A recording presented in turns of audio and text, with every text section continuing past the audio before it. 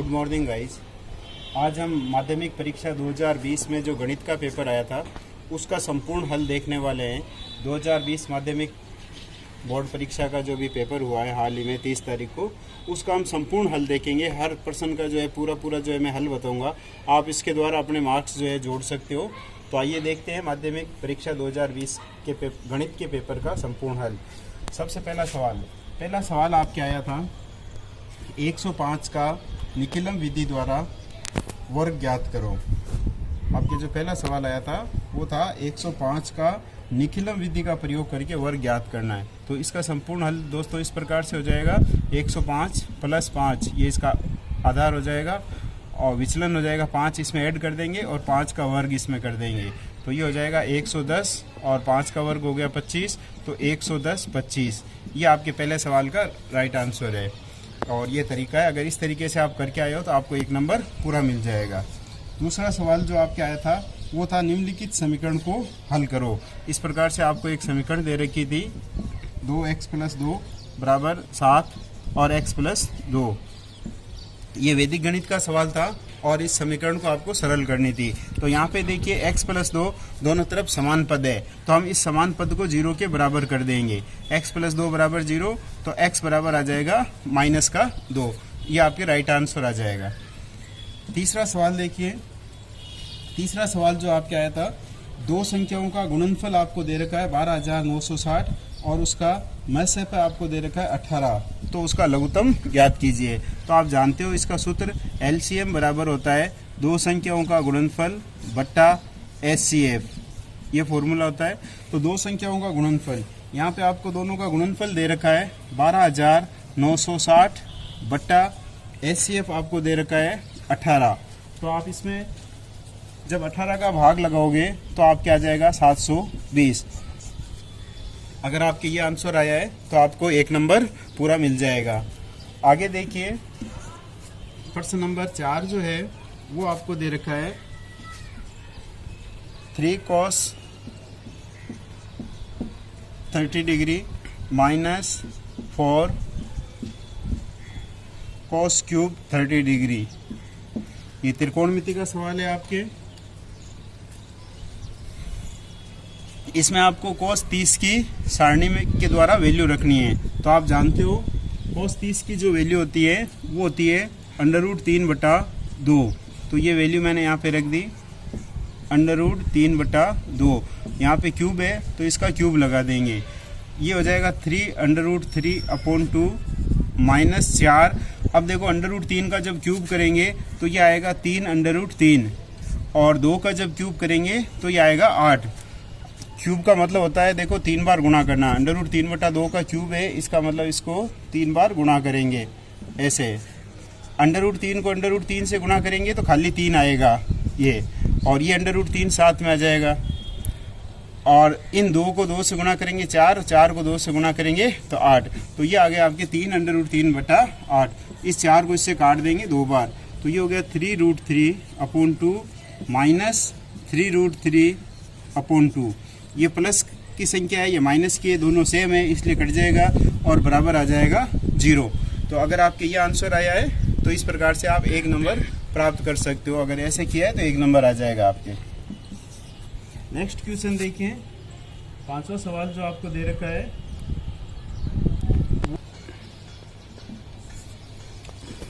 Question number 5 आपको दे रखा है sec 36 upon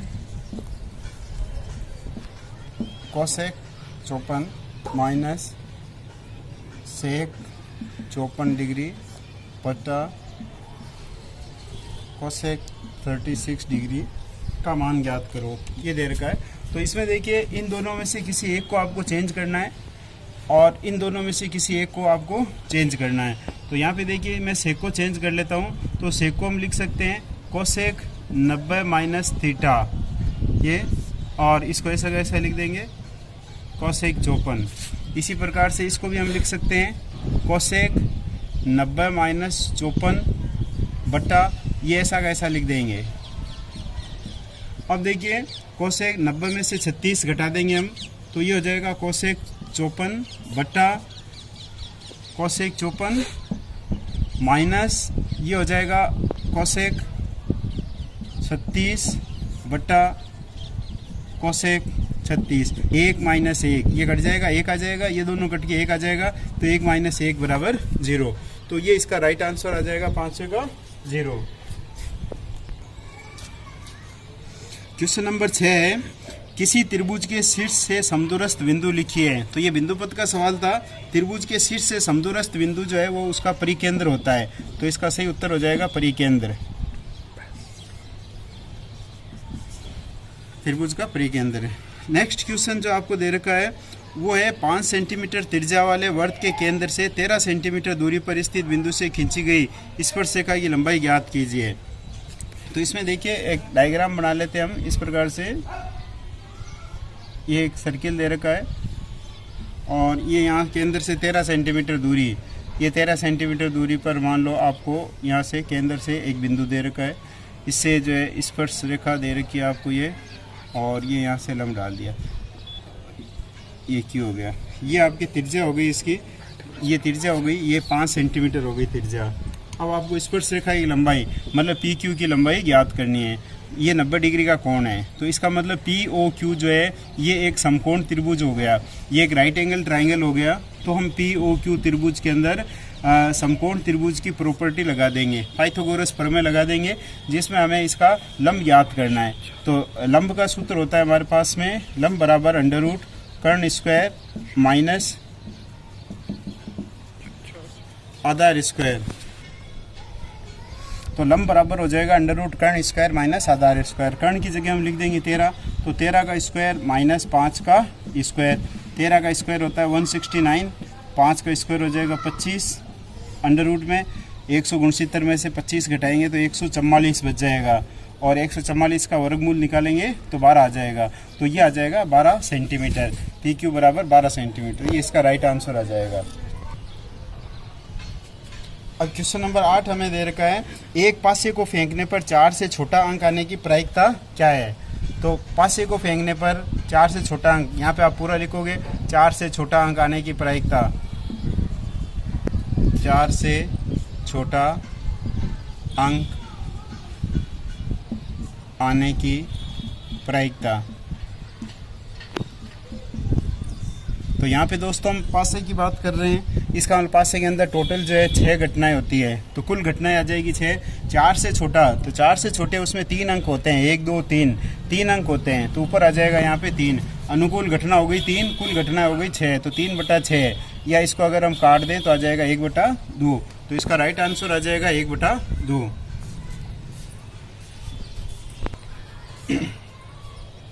question number 9, question number 9 में आपको पूछा है पीयूसी का पूरा नाम बताइए। पीयूसी, तो पीयूसी का पूरा नाम हो जाएगा pollution under control certificate. Pollution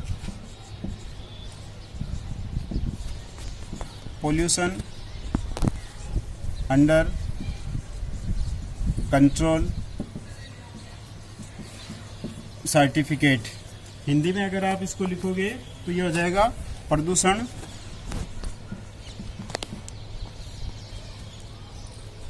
नियंत्रित प्रमाण पत्र। ये पीयूसी का पूरा नाम हो जाएगा। और आपको क्वेश्चन नंबर 10 पार्ट ए का लास्ट क्वेश्चन जो दे रखा है उसमें आपको दे रखा है, एक कार 3 मिनट में पहला, 6 मिनट में दूसरा और 9 मिनट में तीसरा सिग्नल पार करती है, तो वे 13वां सिग्नल कितने मिनट में पार करेगी। 13वां सिग्नल कितने मिनट में पार करेगी। ये समांतर श्रेणी का सवाल है। इसमें आपके an बराबर a plus n minus 1 into D वाला सूत्र लगेगा। यहाँ पे a का मान आपके प्रथम पद 3 हो गया, और d का मतलब इन दोनों का अंतर है, तो 6 और 3 का अंतर 3 हो गया, और n का मान यहाँ पे 13 हो गया। ये सारे मान इसके अंदर अगर हम रख देते हैं तो ये आ जाएगा हमारे पास में इस प्रकार से, 13 में से 1 घटा दिया 12, 12 को 3 से गुणा कर लेते 36, और 36 और 3 39, तो 39 मिनट के अंदर वो 13वां सिग्नल पार कर लेगी। तो फ्रेंड्स, ये थे पार्ट ए के 10 सवाल। अगर आप 10 सवाल सही करके आए हो तो आपके 10 नंबर आ जाएंगे। 11 पार्ट बी का पहला सवाल, इसमें आपको दे रखा है सूत्र प्रावर्त्य आधारित विधि से निम्नलिखित को हल कीजिए। यहाँ पे हमें भाग करना है 14,885 के अंदर हमें भाग लगाना है 123 का, और हमें इसको प्रावर्त्य विधि के द्वारा हल करना है। ये वैदिक गणित का जो है सवाल है, आपके एक्सरसाइज 1 का प्रश्न नंबर 19 है आपकी किताब में ये, और प्रावर्त्य विधि से भाग करना है। तो इसके लिए हम देखिए यहाँ पे 3 कॉलम बनाते हैं, और यहाँ पे 123 जिसका भाग लगाना है वो संख्या लिखेंगे, और इसमें से 3 संख्या 1, 4, 8 यहाँ लिखेंगे, और 8, 5 ये तीसरे कॉलम में लिखेंगे। इसका जो आधार है वो 100 हो गया यहाँ पे।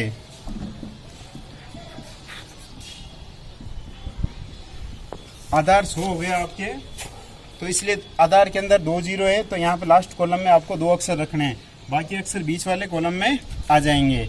अब 123 का आधार 100 है, तो इन दोनों का विचलन कितना हो गया? 123 में से 100 घटाएंगे हम, तो इसका विचलन हो गया हमारे पास में 23। वो मैं इसके नीचे लिख देता हूँ। अब इसको प्रावर्त्य विधि से हल करना है, तो हमें इसका परावर्तित अंक निकालेंगे। परावर्तित अंक का मतलब है इन दोनों का चिन्ह चेंज कर देंगे, 2 और 3, तो इसको -2 और -3, ये -2 और -3 यहाँ ऊपर लगा देता हूँ मैं बार की शक्ल में। ये 2 बार और 3 बार, इसका मतलब है -2 और ये है -3। अब हम भाग लगाने की प्रक्रिया शुरू करते हैं। देखिए यहाँ पे सबसे पहले ये 1 है, तो इस 1 का मैं यहाँ पे 1 उतार लेता हूँ, पहले संख्या है जैसी। अब इस 1 को इस परावर्तित अंक से गुणा करके और जो अक्षर आते हैं उनको यहाँ लिख देता हूँ मैं। तो 1 को -2 और -3 से गुणा करेंगे तो -2 और -3 ही आएगा, तो ये लिख देता हूँ मैं -2 और ये -3। अब इन दोनों को घटा करके यहाँ लिख देता हूँ मैं, अगले अंक को घटा देता हूँ। तो 4 में से इसको -2 समझना है आपको, 4 में से -2 ये मैं इसमें से कम कर रहा हूँ, 4 में से -2, तो ये आपके पास में बच गया यहाँ पे 2। अब अगली लाइन में इस 2 को हम इन दोनों से गुणा करेंगे। 2 को जब 2 और 3 से गुणा करेंगे तो आएगा 4 और 6, तो मैं यहाँ अगले अंक यहाँ से लिखना शुरू करूँगा। ये आ गया 4 और ये आ गया 6, इसको यहाँ लिखूँगा। अब इस तीसरी लाइन को जोड़ लेते हैं, तो ये माइनस के हो गए 4 और ये -3, तो ये माइनस के 7 हो गए, और 8 में से घटा दिया मैंने 7, तो पीछे 1 बच गया, यहाँ पे 1 आ गया। अब इस 1 को फिर इन दोनों से गुणा करेंगे तो ये 2 और 3 आ जाएगा, इसको मैं यहाँ लिख लेता हूँ। ये आ गया 2, ये आ गया 2 और ये आ गया 3, यहाँ लिख दिया। अब फाइनली इसको घटा देता हूँ मैं, 6 और 2 8, 8 में से 8 गए, ये 0 हो गया, और 5 में से 3 गए तो ये 2 हो गया। तो ये आपके 121 ये भागफल आ गया, और ये 0,2 ये आपके शेषफल आ गया।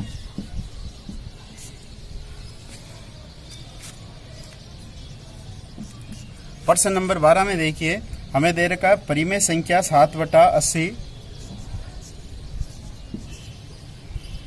का दशमलव प्रसार शांत है या अशांत, बिना विभाजन प्रक्रिया का प्रयोग करके ज्ञात कीजिए। तो हमें बिना भाग की प्रक्रिया के बताना है इसका शांत है या अशांत है प्रसार। तो उसके लिए हम जो हर में संख्या दे रखी है उसके गुणनखंड करते हैं पहले। तो ये हो जाएगा 7 अगर मैं 80 के गुणनखंड करूं तो ये हमारे पास में 80 के गुणनखंड हो जाएंगे 5 × 2, 5 दूनी 10, 10 दूनी 20, 20 दूनी 40, 40 दूना 80। ये गुणनखंड हो गए हमारे पास में 5 × 2 × 2। तो आपको याद होगा, आपको बताया था यदि इस प्रकार से गुणनखंड करते हैं और गुणनखंड के अंदर केवल 5 और 2 ही यदि आते हैं तो उनका प्रसार जो है शांत होता है। अगर 5 और 2 के अलावा कोई दूसरा आता है तो अशांत होता है। इसका मतलब 7/80 का जो प्रसार है वो शांत होगा। प्रश्न नंबर 13 में हमें दे रखा है 14 सेंटीमीटर त्रिज्या के वर्त के त्रिज्यखंड द्वारा केंद्र पर आंतरिक कोण 90 डिग्री है। तो हमें त्रिज्या बराबर दे रखी है यहाँ पे 14 सेंटीमीटर। तो मैं लिख लेता हूँ r बराबर 14 सेंटीमीटर, और कोण आपको दे रखा है 90 डिग्री। 90 डिग्री का आपको कोण दे रखा है, और आपको लघु त्रिज्यखंड के चाप की लंबाई ज्ञात करनी है। लघु त्रिज्यखंड के चाप की लंबाई ये आपको ज्ञात करनी है। तो आप जानते हो लघु त्रिज्यखंड के चाप की लंबाई का सूत्र होता है पाई आर थीटा बटा 180। ये इसका सूत्र होता है। इसके अंदर हम सारे मान रख देते हैं। पाई का मान आप जानते हो 22/7 होता है। आर का मान यहाँ पे दे रखा है आपको 14, थीटा का मान दे रखा है 90 और बट्टा 180। ये 7 से 14 कट गया 2 बार, 90 से 180 कट गया 2 बार। ये आप 0 से 0 काट के फिर 9 को 18 से काटते हो 2 बार और 2 से ये 2 कट गया तो आपके पास में केवल 22 बच गया। तो 22 सेंटीमीटर ये आपके चाप की लंबाई आ जाएगी। तो ये अगर 22 सेंटीमीटर आप आंसर निकाल के आए हो तो आपके 2 नंबर आ जाएंगे पूरे। नंबर 14, प्रश्न नंबर 14 में हमें दे रखा है एक शंकु के आधार का व्यास 14 मीटर है।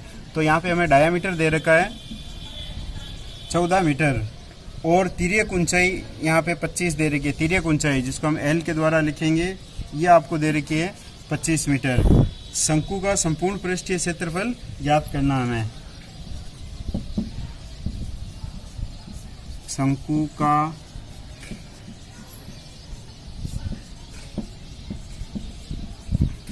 संपूर्ण पृष्ठीय क्षेत्रफल आपको ज्ञात करना है। आप जानते हो शंकु का संपूर्ण पृष्ठीय क्षेत्रफल का सूत्र होता है पाई आर कोष्टक में r प्लस एल। ये फॉर्मूला होता है। यहाँ पे r का मतलब है त्रिज्या। तो डायमीटर आपको 14 दे रखा है तो यहाँ पे त्रिज्या हो जाएगी r बराबर इसका आधा हो जाएगा 7 मीटर। ये त्रिज्या हो गई इसकी। अब देखिए पाई का मान हो गया 22/7, r का मान हो गया 7, यहाँ पे r का मान हो गया 7, l का मान हो गया 25।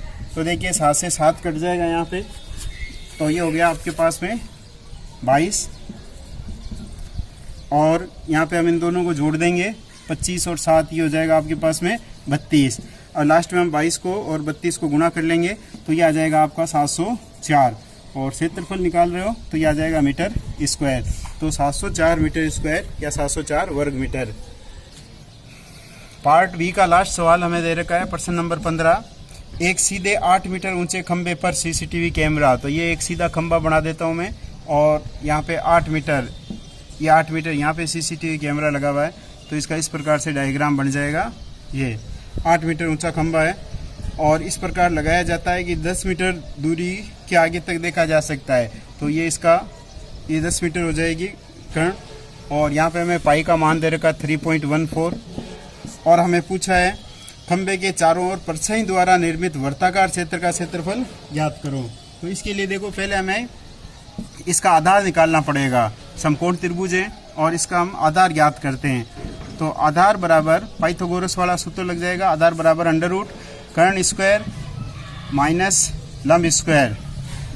10 का स्क्वायर हो जाएगा 100, 8 का स्क्वायर हो जाएगा 64। 100 में से 64 घटाएंगे 36 बच जाएगा और 36 का वर्गमूल निकालेंगे तो 6 आ जाएगा। ये 6 मीटर आपके पास में इसका आधार आ गया या इसकी त्रिज्या आ गई। अब इसके द्वारा जो एक काल्पनिक वर्त बन रहा है इस प्रकार से हमें इस वर्त का क्षेत्रफल ज्ञात करना है। तो आप जानते हो वर्त का क्षेत्रफल बराबर होता है पाई आर स्क्वायर। पाई का मान यहाँ पे हमें 3.14 दे रखा है, यही लेना है। आर स्क्वायर, आर का मान 6 है तो यहाँ पे आर स्क्वायर है तो 6 × 6 2 बार आ जाएगा। अब हम इन सबको जो है गुणा कर लेते हैं। 6 × 6 36 हो गया।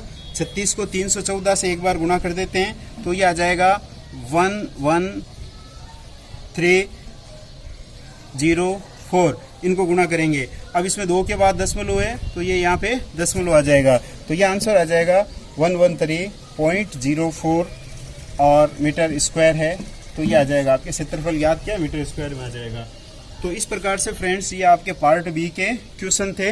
अगर आपने सभी क्वेश्चन सोल्व किए हैं तो 2-2 नंबर आपको मिल जाएंगे। चलिए अब हम देखते हैं पार्ट सी प्रश्न नंबर 16। प्रश्न नंबर 16 में आपको दे रखा है द्विघात बहुपद x² - 2x - 15 के शून्यांक ज्ञात कीजिए और बहुपद के शून्यांकों तथा गुणांकों के मध्य संबंध की सत्यता की जांच कीजिए। देखिए ये क्वेश्चन मैंने आपके लिए सोल्व करके रखा है यहाँ पे, जल्दी से इसको समझा देता हूँ। सबसे पहले हमें दे रखा है x² - 2x - 15। इसके मैंने गुणनखंड कर लिए, इसके ऐसे दो टुकड़े कर लिए कि उसको घटाने पर तो 2 आ जाए और गुणा करने पर 15 आ जाए। तो इसके गुणनखंड हो गए 5 और 3, -5 और +3, इस प्रकार से लिख लिया। फिर इन दोनों में कॉमन ले लिया मैंने x, यहाँ पे x - 5 आ गया। इन दोनों में 3 कॉमन ले लिया, x - 5, ये दोनों आ गए x - 5 और x + 3। x - 5 को 0 के बराबर रखा तो x बराबर 5 आ गया, और x + 3 को 0 के बराबर लिखा तो x बराबर -3 आ गया। तो इसका मतलब x के जो शून्यांक है वो -3 और 5 हो गए। ये आपके पास में 2 शून्यांक आ गए। अब हमें इन शून्यांकों का योग ज्ञात करना है। तो पहले हम इन दोनों का योग ज्ञात करके देखेंगे। -3 और 5, इन दोनों की मैंने जोड़ की तो ये आ गया मेरे पास में +2, और इन दोनों को जब गुणा करके देखा तो ये आ गया -15।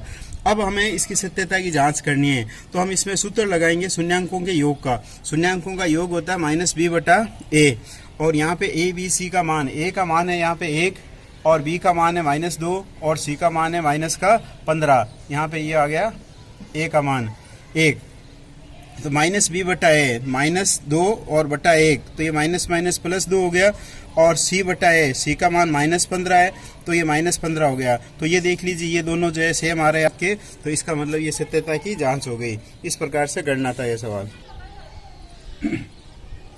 प्रश्न नंबर 17 में हमें दे रखा है, यदि किसी समांतर श्रेणी के दूसरे और तीसरे पद क्रमशः 24 और 28 हो तो श्रेणी के 41 पदों का योगफल ज्ञात कीजिए। तो हमें दूसरा पद और तीसरा पद दे रखा है। तो देखिए मैंने यहाँ पे लिख लिया दूसरा पद है, तो a2 बराबर 24 दे रखा है, और तीसरा पद आपको 28 दे रखा है, तो a3 बराबर 28 दे रखा है। इन दोनों को मैंने सोल्व कर लिया। a3 को हम लिख सकते हैं a + 2d, ये 28 दे रखा है, और a2 इसको हम लिख सकते हैं a + 1d बराबर 24। इन दोनों समीकरणों को घटा लिया, a से a कट जाएगा तो d बराबर 4 आ गया। इस d का मान इस समीकरण 2 में रख दिया मैंने यहाँ पे, तो a + 4, इसको सोल्व कर लिया तो a बराबर 20 आ गया। अब हमें 61 पदों का योगफल ज्ञात करना है। तो हम SN का सूत्र जानते हैं, योगफल का सूत्र होता है n/2 2a + n - 1 × d, ये सूत्र लगाना है। इसमें ये सारी वैल्यू मैंने पुट कर दी, n की जगह 61 रख दिया, a की जगह 20 रख दिया, और d की जगह 4 रख दिया, और इस प्रकार से इसको सोल्व कर लिया तो ये आ गया 8540। ये इसका 61 पदों का योगफल आ जाएगा। प्रश्न नंबर 18 में हमें दे रखा है, एक 12 मीटर ऊंचा पेड़ तेज हवा से इस प्रकार टूट जाता है कि उसका शीर्ष जमीन को छूने लगता है, 30 डिग्री का कोण बनाता है। तेज हवा से पेड़ जमीन से किस ऊंचाई से टूटा ज्ञात कीजिए। देखिए इसके लिए एक चित्र बनाते हैं हम, यहाँ पे आपको समझाने के लिए बनाया मैंने। ये मान लो पूरा एक पेड़ है, यहाँ से लेके यहाँ तक, ये 12 मीटर इसकी हाइट दे रखी है। इसमें यहाँ से ये टूट जाता है, तो इस जगह से मैं x मान लेता हूँ। अब ये ऊपर वाला हिस्सा बच गया आपके पास में 12 - x, और ये चीज़ टूट करके ऐसे गिर गई यहाँ पे, ये हिस्सा यहाँ आ गया नीचे, ये चीज़, तो ये x हो गया, और ये 12 - x हो गया यहाँ पे, और ये 30 डिग्री का कोण हो गया। तो ये एक राइट एंगल ट्राइंगल बन गया। इसमें हम साइन थीटा का सूत्र लगाते हैं, क्योंकि इसमें लंब और कर्ण आपको दे रखा है। तो साइन थीटा बराबर लंब बटा कर्ण, इसमें सबके मान रख दिए मैंने, थीटा की जगह 30 रख दिया, लंब की जगह x, और ये 12 - x। साइन 30 का मान 1/2 होता है, इसको वज्र गुणा करके सरल कर लिया तो x बराबर आ गया 4। तो x बराबर 4 मीटर, ये आपके। प्रश्न नंबर 19 में हमें एक प्रमेय दे रखी है, ए के आधार BC पर 2 त्रिभुज ABC और DBC बने हुए हैं, और AD और BC O पर प्रतिच्छेद करते हैं। तो हमें त्रिभुज ABC और DBC का क्षेत्रफल का अनुपात AO/DO सिद्ध करना है। तो इसके लिए देखो ये डायग्राम मैंने बनाया आपके लिए, ये आपकी पाठ्य पुस्तक का 11.4 का तीसरा प्रश्न है। इसमें देखो हमें सिद्ध करने के लिए ये 4 पॉइंट लिखने होते हैं। दिया हुआ है त्रिभुज ABC और DBC दिए हुए हैं, जो A के आधार BC पर स्थित है। ये चीज़ हमें सिद्ध करनी है। और ये रचना में मैंने AL और DM जो है 2 परपेंडिकुलर डाले हैं BC के ऊपर। अब देखिए उत्पत्ति में हम 2 त्रिभुज लेते हैं, ALO और DMO। ALO, ये ALO ये वाला त्रिभुज, और ये त्रिभुज, ये देखिए ALO, ये वाला ALO, ये त्रिभुज हो गया मेरे पास में, और DMO ये हो गया इसके सामने वाला, ये DMO। तो इन दोनों त्रिभुजों की तुलना कर रहा हूँ मैं यहाँ पे। तो इन दोनों से देखो, एक तो कोण 1 बराबर कोण 2, ये आमने सामने के कोण जो है ये दोनों बराबर होते हैं, आप जानते हो, शीर्षाभिमुख कोण। L और M दोनों 90 डिग्री के हैं, इसलिए ये दोनों बराबर होंगे। तो AA प्रॉपर्टी से ये दोनों ट्राइंगल जो है समरूप हो जाएंगे। इनको समरूप सिद्ध कर दिया। समरूप की प्रॉपर्टी हम जानते हैं, अतः इनकी भुजाओं का अनुपात समान होगा। तो AL बट्टा DM, ये AL बट्टा DM बराबर AO बट्टा OD या DO, ये हमारे पास में एक इक्वेशन आ गई। अब हमें देखिए एरिया ऑफ ट्राइंगल ABC और एरिया ऑफ ट्राइंगल DBC निकालना है। तो हम जानते हैं त्रिभुज का क्षेत्रफल 1/2 आधार इंटू ऊंचाई होता है। तो आधार दोनों का BC है और इसकी ऊंचाई AL है और इसकी ऊंचाई DM है। तो ये 1/2 BC इंटू AL और ये हो गया 1/2 BC इंटू DM। ये 1/2 से 1/2 कट जाएगा, BC से BC कट जाएगा, तो ये बच गया AL बटा DM। और यहाँ से AL बटा DM का मान हमारे पास आया हुआ है AO बटा DO, जो कि मैंने लिख दिया और ये आपको सिद्ध करना था। प्रश्न नंबर 20 में भी हमें एक प्रमेय दे रखा है। ये एक आकृति दे रखी है जिसमें AB बराबर AC बराबर AD हमें दे रखा है और हमें ये चीज़ सिद्ध करनी है। तो इसके लिए देखिए ये AB बराबर AC बराबर AD हमें दे रखा है। अब हम जानते हैं कोण BAC जो है BAC, यहाँ पे हम प्रमेय लगाएंगे कि किसी भी चाप के द्वारा केंद्र पर बनाया गया कोण उसी चाप के द्वारा परिधि पर बनाए गए कोण का आधा होता है या ये कोण इसका दुगुना होता है। तो यहाँ पे देखिए कोण BAC बराबर ये BAC बराबर ये हो जाएगा 2 टाइम्स BDC, ये इसका दुगुना हो जाएगा। और इसी प्रकार से ये जो CAD है ये इसका जो है दुगुना हो जाएगा, CAD बराबर 2 CBD। अब इन दोनों को मैंने जोड़ दिया है समीकरण 1 और 2 को, तो इस साइड में आ जाएगा कोण BAC प्लस कोण CAD बराबर इन दोनों में से 2 कॉमन ले लिया, कोण BDC प्लस CBD। तो ये BAC और CAD, ये BAC और CAD ये मिलकर के बन गया कोण BAD और ये हो गया। तो ये चीज़ हमें ऐसे सिद्ध करनी थी। प्रश्न नंबर 21 में भी हमें सिद्ध करना है त्रिभुज ABC की भुजा BC को एक वृत्त P पर स्पर्श करता है, अन्य दो भुजा जो है Q और R पर स्पर्श करती है। तो सिद्ध करो कि AQ बराबर ये है। तो इसके लिए देखो इस प्रकार से ये डायग्राम बनेगा। ये एक वृत्त है और ये एक त्रिभुज है। ये त्रिभुज इसको P, Q और R 3 जगह बाह्य स्पर्श कर रहा है और ये ABC ट्राइंगल है। इनकी भुजाओं को बढ़ाने पर ये सिद्ध कर रहा है। तो यहाँ पे देखिए AQ बराबर AR हो जाएगा। ये AQ है और ये AR, क्योंकि हम जानते हैं किसी भी बाह्य बिंदु से वृत्त पर खींची गई दोनों स्पर्श रेखाएं बराबर होते हैं। तो A बिंदु से AQ और AR 2 स्पर्श रेखाएं बन रही है, तो ये दोनों बराबर होगी। इसी प्रकार से B बिंदु से देखो BQ और BP ये 2 बन रही है, तो BQ और BP बराबर होगी। और C बिंदु से देखो CP और CR ये बन रही है, तो ये दोनों बराबर होगी। तो ये हमारे पास में 3 समीकरण बन गई। अब देखिए मैं AQ प्लस AR का मान निकालता हूँ। यहाँ मैंने लिखा AQ प्लस AR। अब AQ प्लस AR, तो AQ को देखो मैं लिख सकता हूँ, ये AQ है, यहाँ से लेके यहाँ तक पूरा AQ। इसको मैं लिख सकता हूँ AB प्लस BQ। तो इस AQ को मैंने लिख दिया AB प्लस BQ। इसी प्रकार को AR को मैं लिख सकता हूँ AC प्लस CR। इसको 2 भागों में तोड़ दिया। अब देखो AB प्लस BQ जो है वो BP के बराबर है, तो BQ की जगह BP लिख दिया मैंने और AC की जगह AC लिख दिया। CR जो है वो CP के बराबर है, तो इसकी जगह CP लिख दिया। अब देखो यहाँ पे ये BP और CP ये मिलकर के BC बन गया, AB का AB आ गया, ये दोनों मिलकर के BC बन गए और ये AC बन गया। और इस साइड में देखो ये AQ प्लस AR, तो AQ और AR ये दोनों आपस में बराबर हैं, तो इसका मतलब हम इसको लिख सकते हैं AQ प्लस AQ। तो ये हो गया 2AQ। 2AQ का मान ये आ गया AB plus BC plus AC। तो AQ बराबर आ जाएगा, ये 2 जो इधर नीचे चला जाएगा, 1/2 हो जाएगा। और ये चीज़ हमें प्रूफ करनी थी। प्रश्न नंबर 22 में हमें एक परिगत वृत्त की रचना करनी है जिसमें BC बराबर 6 सेंटीमीटर दिया हुआ है, AB बराबर 5 सेंटीमीटर और कोण B बराबर 60 डिग्री। तो सबसे पहले हम एक त्रिभुज की रचना करेंगे। BC बराबर 6, तो BC का एक आधार बना देंगे हम 6 सेंटीमीटर का, फिर B के ऊपर 60 डिग्री का कोण बना देंगे और फिर इसके ऊपर एक 5 सेंटीमीटर का चाप काट देंगे। तो इस प्रकार से आपको ABC एक त्रिभुज प्राप्त हो जाएगा। अब परिगत वृत्त बनाना है, तो इसके लिए आपको कोई सी भी 2 भुजाओं का समद्विभाजन करना पड़ेगा। तो जैसे मैंने यहाँ BC भुजा का समद्विभाजन किया है, आधे से ज़्यादा प्रकार खोल के एक चाप ऊपर और एक नीचे काटेंगे और इस प्रकार से हम ये चाप काटेंगे। और इस प्रकार से AC भुजा का समद्विभाजन कर दिया और ये दोनों जहाँ पे मिलते हैं ये इसका त्रिभुज वृत्त का केंद्र आ गया। अब यहाँ प्रकार रख के और एक हम इस प्रकार से वृत्त की रचना करेंगे कि वो ABC तीनों को छूता हुआ निकलेगा, तो ये परिगत वृत्त बन जाएगा।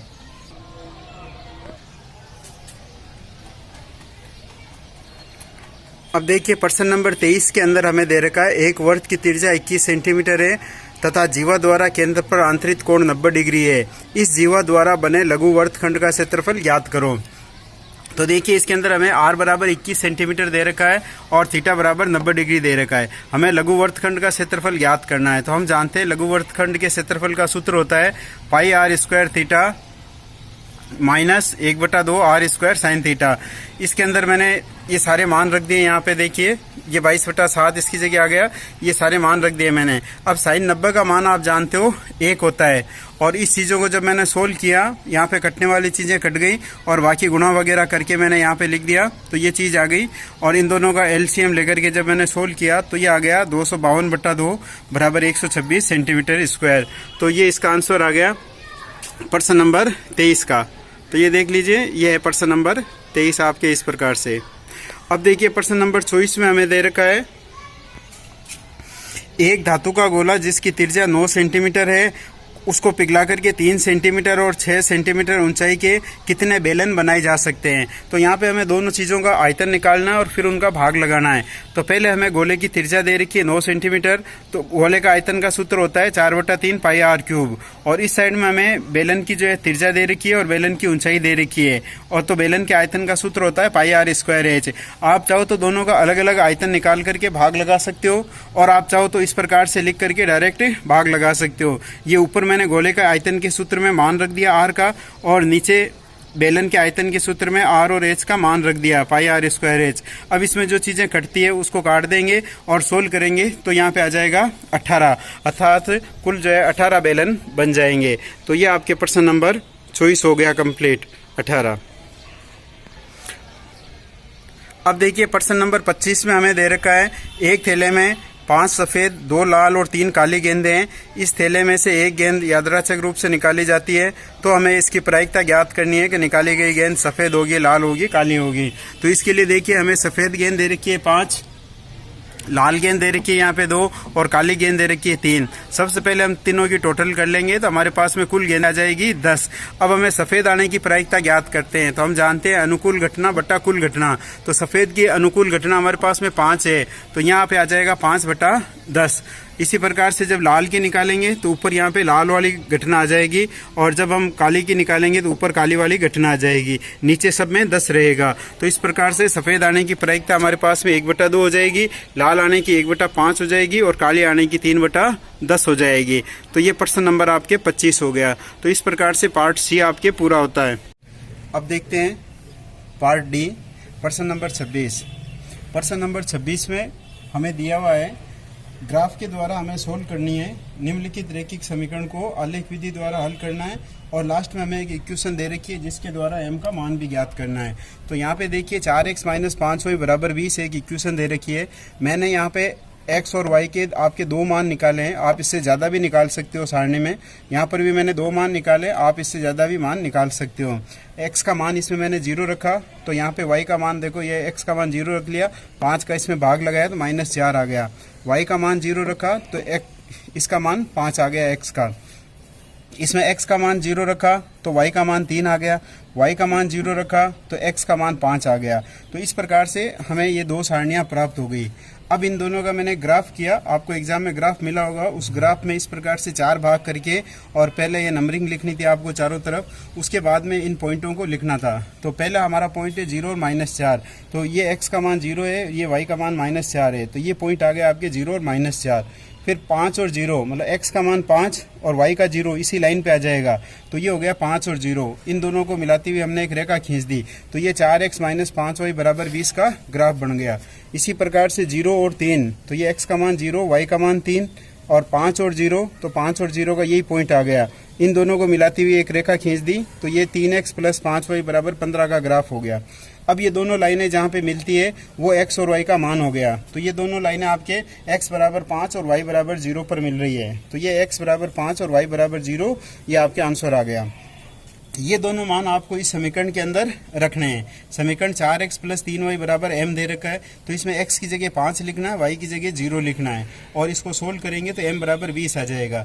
इसके अलावा आपको एक पैमाना भी लिखना था ग्राफ पेपर के ऊपर ही, जहाँ पे आप लिखोगे x अक्ष पर 1 इकाई, एक बड़ा खाना या 1 सेंटीमीटर बराबर 1 इकाई, और y अक्ष पर 1 सेंटीमीटर बराबर 1 इकाई। तो इस प्रकार से ये 26वां सवाल कंप्लीट होता है। प्रश्न नंबर 27 में हमें त्रिकोणमिति का एक सवाल दे रखा है जिसमें हमें प्रूव करना है। तो 27वें का जो पहला सवाल है उसमें आपको ये दे रखा है, इसमें से मैंने लेफ्ट हैंड साइड लिखा है 1 माइनस साइन है बटा 1 प्लस साइन है। इस चीज़ को मैं ऊपर नीचे 1 माइनस साइन है से मल्टीप्लाई कर देता हूँ अंडर रूट के अंदर ही। 1 माइनस साइन है को 1 माइनस साइन है से गुणा करेंगे तो 1 माइनस साइन है का होल स्क्वायर आ जाएगा। 1 प्लस साइन ए को 1 माइनस साइन ए से गुणा करेंगे तो 1 माइनस साइन स्क्वायर ए आ जाएगा। अब 1 माइनस साइन स्क्वायर ए आप जानते हो कोस स्क्वायर ए के बराबर होता है, ये सर्वसम्मिका होती है 1 माइनस साइन स्क्वायर ए बराबर कोस स्क्वायर ए, तो इसकी जगह आ गया कोस स्क्वायर ए। अब इस पूरे का मैं अंडर रूट हटा देता हूँ, तो जब अंडर रूट हटाएंगे तो ये दोनों स्क्वायर हट जाएंगे, यहाँ बच जाएगा 1 माइनस साइन ए और ये बटा कोस ए आ जाएगा। इस कोस ए को दोनों के नीचे अलग अलग कर दिया मैंने, तो ये इस एक के नीचे कोस ए आ गया और इसके नीचे भी आ गया। 1 अपॉन कोस ए जो है सेक ए के बराबर होता है और साइन बटा कोस जो है टेन के बराबर होता है, तो ये बन गया सेक ए माइनस टेन ए। अब इस पूरी चीज़ को मैं सेक ए प्लस टेन ए से ऊपर नीचे गुणा कर देता हूँ। सेक ए माइनस टेन ए को जब सेक ए प्लस टेन ए से गुणा करेंगे तो ये आ जाएगा सेक स्क्वायर ए माइनस टेन स्क्वायर ए। सेक को सेक से करेंगे सेक स्क्वायर, टेन को टेन से करेंगे टेन स्क्वायर और नीचे सेक ए प्लस टेन ए आ जाएगा। अब ये एक सर्वसम्मिका होती है सेक स्क्वायर ए माइनस टेन ए स्क्वायर ए बराबर 1, तो इसकी जगह 1 आ गया और नीचे ये आ गया सेक ए प्लस टेन ए, ये आ गया बराबर राइट हैंड साइड। तो इस प्रकार से राइट हैंड साइड है।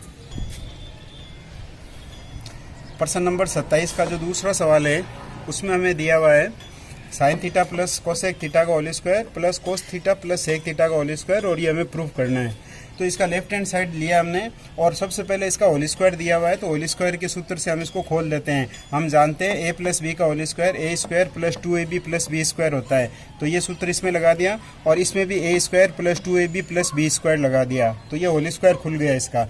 अब इसमें से देखिए साइन स्क्वायर थीटा ये यहाँ लिख दिया और ये कोस स्क्वायर थीटा इसके पास में लिख दिया, sign square theta plus cos square theta. ये 2 साइन थीटा और कोसेक थीटा हम जानते हैं 1 बटा साइन थीटा होता है।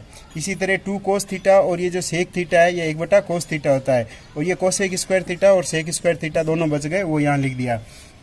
Sign square theta plus cos square theta 1 होता है, ये सर्वसम्मिका हम जानते हैं। ये साइन थीटा कट गया तो यहाँ पे 2 बच गया, कोस थीटा कट गया 2 बच गया, और कोसेक स्क्वायर थीटा बराबर 1 प्लस कोट स्क्वायर थीटा होता है, ये सर्वसम्मिका होती है हम जानते हैं। Sec square theta 1 plus ten square theta होता है, तो ये लिख दिया। अब ये नंबरिकल वैल्यू है, इन सबको जोड़ दिया मैंने, तो 2 2 4 1 5 और 6 और 1 7, तो ये 7 हो गए, और प्लस ये टेन स्क्वायर थीटा और ये कोट स्क्वायर थीटा, तो ये प्रूव हो गया, राइट हैंड साइड आ गया। अब देखिए इसके अथवा में जो सवाल आए थे 27वां के अथवा में, वो भी बता देता हूँ मैं आपको। उसमें लेफ्ट हैंड साइड लिखा है मैंने cos 4 theta plus sign 4 theta हमें दिया हुआ है। तो इसमें सबसे पहले हम इसके अंदर 2 कोस square theta sine square theta जोड़ देंगे और 2 कोस square theta sine square theta घटा देंगे। यहाँ मैंने +2 कर दिया और यहाँ पे -2 कोस square theta sine square theta कर दिया। अब ये पहले वाले जो 3 पद है ये मिलकर के cos square theta plus sine square theta का होल स्क्वायर बन जाएंगे, क्योंकि ये A square plus 2ab plus B square के रूप में आया हुआ है। तो cos square theta plus sine square theta का होल स्क्वायर बन गए ये 3 पद मिलकर के, और ये 2 कोस square theta sine square theta बच गया। अब हम जानते हैं ये 1 होता है, तो इसकी जगह मैंने 1 लिख दिया और -2 ये लिख दिया, तो ये आपके राइट हैंड साइड आ गई। इसका जो सेकंड पार्ट है 27वें के अथवा का जो सेकंड पार्ट है उसमें हमें लेफ्ट हैंड साइड में दे रखा है cot A minus ten A. Cot A को हम जानते हैं कोस ए बटा साइन ए लिख सकते हैं, और टेन ए को हम साइन ए बटा कोस ए लिख सकते हैं। इन दोनों का मैंने एलसीएम ले लिया, साइन ए कोस ए को कोस ए से गुणा किया, कोस स्क्वायर ए आ गया, साइन को साइन से गुणा किया, साइन स्क्वायर ए आ गया। अब देखिए कोस स्क्वायर ए का कोस स्क्वायर ए रखा, और साइन स्क्वायर ए की जगह हम लिख सकते हैं 1 माइनस कोस स्क्वायर ए।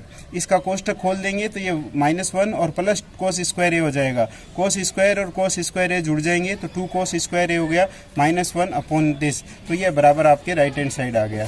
तो इस प्रकार से क्वेश्चन नंबर 27 हुआ। पार्ट डी प्रश्न नंबर 28 का पहला सवाल हम देखते हैं। इसमें हमें दिया हुआ है -2 और 3 -3 और 4 से समदूरस्थ एक बिंदु है जो x अक्ष पर स्थित है। तो हम जानते हैं x अक्ष पर जो बिंदु होता है उसका y कोऑर्डिनेट 0 होता है, तो इसका मतलब इसके निर्देशांक हो जाएंगे x, 0। अब हम पहले जो है a और b का मान निकाल लेते हैं, मतलब इनके बीच की दूरी निकाल लेते हैं। तो यहाँ पे डिस्टेंस फॉर्मूला लग जाएगा, दूरी वाला सूत्र लग जाएगा, ये x2 - x1 का whole square plus y2 - y1 का होल स्क्वायर।